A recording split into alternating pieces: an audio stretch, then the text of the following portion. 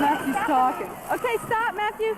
Michael's calling. Let Michael. Matthew, blow the horn. Matthew and Michael Milam were inseparable, best friends and brothers. And you start thinking about the teenage rebellion years a little bit.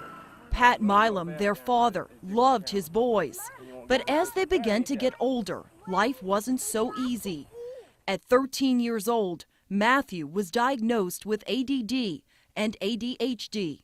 At that point in time, you really thought, well, they're going to grow out of this. You know, this is just one of those spurts, one of those phases. Pat says through the years they dealt with Matthew's diagnosis. Meanwhile, his younger son Michael began using heroin, and his drug use progressively got worse. In 2007, Pat lost Michael to a heroin overdose. Matthew, at the time, was also acting out and began abusing drugs and alcohol. He had been seeing a psychiatrist, and Pat and his wife were heavily involved in his treatments. Healthcare laws, though, quickly became a roadblock. But shortly after he turned 18, the meetings and conversations were cut off dramatically. And I realized HIPAA, I understand what HIPAA law means, but I also felt like I was smart enough to be able to get my message to the doctors.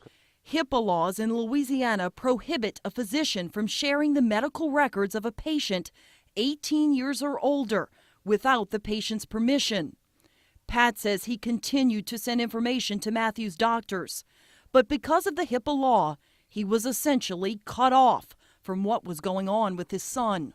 Matthew got in some trouble, and they put him on a diversion program here in Orleans Parish. And we found a place in Baton Rouge that seemed like they had a really unique plan for dealing with people that were substance abuse issues and mental issues. And we sent him up there for 6 months. He did really well. He gained weight. He was sociable. Matthew moved back home, but in the months to follow, he started showing signs of a severe mental illness. And I came home one day and he was frantic. He said, "Dad, the FBI's been here all day, every day." And I said, "What's going on, Matthew?" And he goes, "I've discovered the black hole, and I have all the information in the world. The government's after me, the CIA, everybody there." Pat says Matthew became so paranoid, he asked to be driven back to the Baton Rouge hospital. On the way there, Matthew tried to commit suicide in the back seat. He swallowed a whole bottle of pills. It's terrifying when you're a man driving a car and your son's behind you and your wife, 90 pounds of your wife is sitting right there. So we got him to the rehab center. They actually helped us, and we called the police, and we got him to the rehab, and he was diagnosed as bipolar paranoid schizophrenic, and he was okay, and they kept him 7 to 10 days. They gave him Safras, and they made him take it, and he did fine. Matthew continued to see a psychiatrist, but once back home, he wasn't always taking his medication. Matthew attempted to kill himself again. He thought it was some of these FBI, CIA guys from outer space coming to kill him. And he grabbed a knife, ran in the bathroom, and luckily my wife was home, and she has a great sense of motherliness, I guess. Ran over and realized something was going on. Actually broke through the door, and my son had cut his carotid artery. Thank God, not all the way through. She called me. I was home in a matter of 15 seconds. Walked in the door, blood was literally spouting out to here. And you know, I just don't think anything can prepare you for that. Pat tackled his son and held him down until help could arrive. Matthew lost 2 liters of blood, but survived. He spent about a week and a half in a mental hospital and was released. You cannot let these people, they cannot be treated in less than a week. Because 70%, and I have all the books and documents to support it, 70% of the patients lie and say, "Oh, no, I'm not going to commit suicide. I'm good, let me go." Pat now feared his own son. He remembers a time when Matthew asked for money to go to a school fair. When the answer was no, Matthew became enraged. At which point in time, I was sitting right here, my wife was sitting over there. He took a pair of scissors and broke them up and proceeded to tell us that he would cut us up, call my wife the devil, said, "I'll put your blood on the walls." And, you know, you say things to me like that, I think you mean it, you know? I think you mean it. I love you, but I think you mean it. The police were called to calm the situation. Still, each day became scarier than the last for the Milam family. They began documenting his behavior, like this incident where Matthew stood out in the pouring rain praying for lightning to strike him. One afternoon, Pat says he decided to search Matthew's room when he found this. Propane tanks, gas cans, scissors, rat poison, these little things that plumbers use to make blow plungers out. He also found shotgun shells, and because he was worried about Matthew's safety, he confronted him. Matthew became violent and began breaking things in the house. The police were called, and he was once again taken to the hospital. Pat says he knew his son needed long-term care, and in an effort to prove it to doctors, he began collecting signed affidavits, documents from various people who had witnessed Matthew's outrageous behaviors and attempted suicides. I actually gave him pictures of the propane tanks so they wouldn't think I was making it up. You know, I mean, that ought to tell you something. A few days later, Pat says he talked to Matthew's doctors. The doctors called us in. There was about 6 of us, and they told us they were going to let him go. And I told them, quite honestly, that was total BS, and I didn't say it nearly in that calm a tone. I said, let him out, you're going to kill him. And they said, well, we have to let him out because we have formed a delicate bond with him. And I said, the other doctor up there, he thinks he's a saint, and he won't take his medication for him. He's not going to take it for you. He's going to kill himself. Matthew was released and was home for only a few days when Pat says he was getting ready to bring him to an outpatient appointment. Matthew had gone upstairs to get ready when Pat says he knew something wasn't right. We walked to this door, and we said, Matthew, what are you doing? What are you doing? And he opened his closet door, and he was down low, and he was white as a piece of paper, and it was chilling. It was chilling. You really didn't know what to do. You didn't know to be for fear of your life. You didn't know what to do.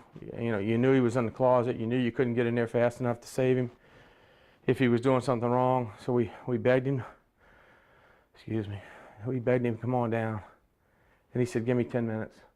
Pat and his wife backed away from the situation and waited for Matthew at the bottom of the stairs. And all of a sudden we heard a noise like that.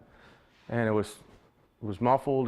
Just didn't know what it was. But I didn't know if Matthew had kicked the wall or what, but I knew it wasn't good.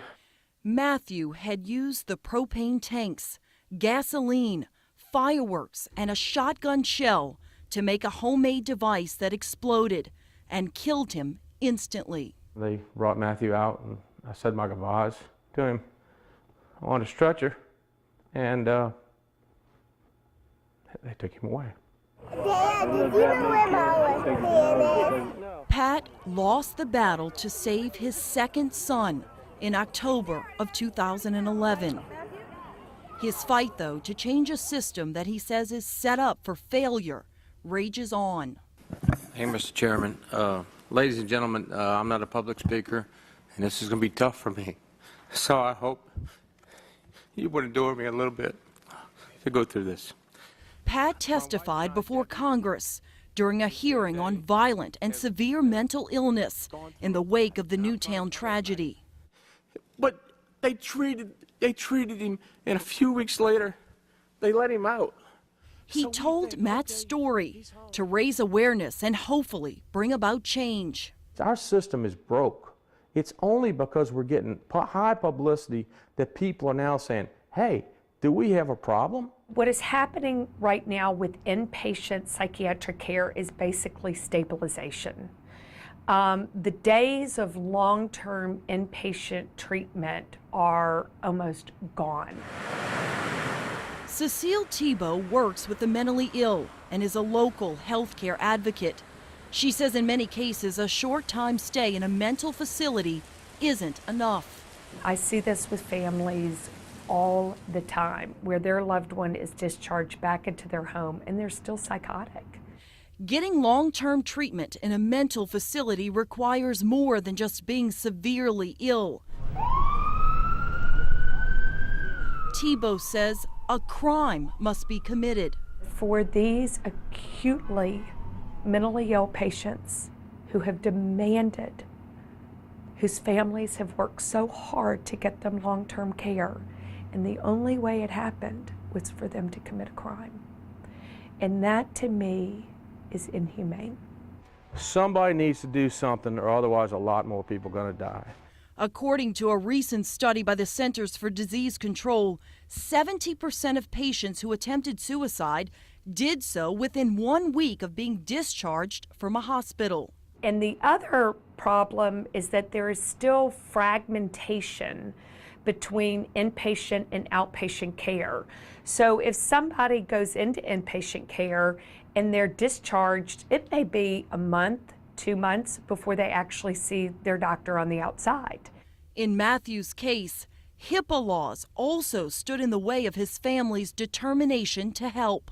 An 18-year-old child, I mean, they can't buy liquor, but they can make their own medical decisions. I mean, and yet you're responsible for all that? Our HIPAA laws make it impossible for family members to be part of that journey. Despite the fact that they are actively psychotic and delusional, they still have the right and the ability to say, I don't want my family involved. Tebow says family support is a key component to wellness. It is a combination of residential care, and that could be with family or in a residential program, inpatient and outpatient services, all working in harmony together. It's like a three-legged stool, and if you take one piece out, the rest will crumble. It's tough. Since Matthew's death, Pat Milam has begun a new journey. His goal is to change the mental health care system. I can't not do it. I just can't not do it. It's like telling me not to breathe air. He is a champion and a cheerleader for the cause, and I'm so sorry that he had to lose his 2 boys. But he is fierce, and he has great determination, and I think that he will make great waves and hopefully changes with the system. Natasha Robin, Fox 8 News.